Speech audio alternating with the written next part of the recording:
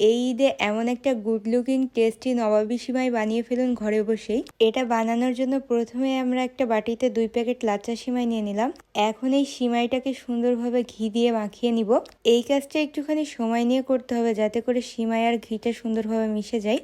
আপনারা কিন্তু এখানে ঘিয়ের পরিবর্তে বাটারও ইউজ করতে পারেন, সেই ক্ষেত্রে কিন্তু বাটারটা রুম টেম্পারেচারে থাকতে হবে। এখন এই সেমাই আর ঘিটা পারফেক্টলি মেশানো হয়ে গেলে এটাকে আমরা একটা প্যানে হালকা করে ভেজে নিব। সেমাইটা ভাজার সময় অবশ্যই গ্যাসের আঁচটা লো ফ্লেমে রাখতে হবে, তা না হলে কিন্তু সিমাইটা পুড়ে যাওয়ার সম্ভাবনা রয়েছে।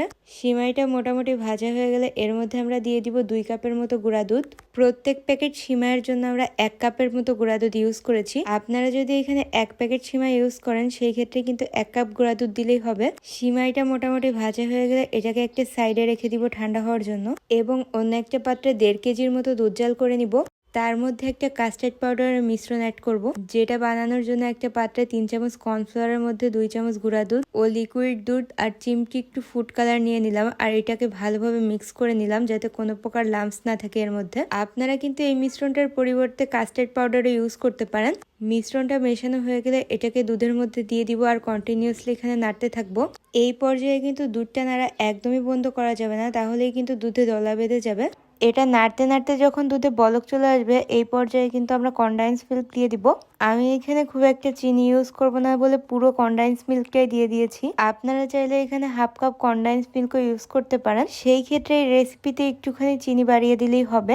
দুধের এই মিশ্রণটা যখন ঘন হয়ে যাবে সবশেষে এর মধ্যে চিমটি একটু লবণ ইউজ করব এবং তার সাথে 2 চামচের মতো চিনি দিয়ে এটাকে 1 মিনিটের মতো আরো জাল করে নিব।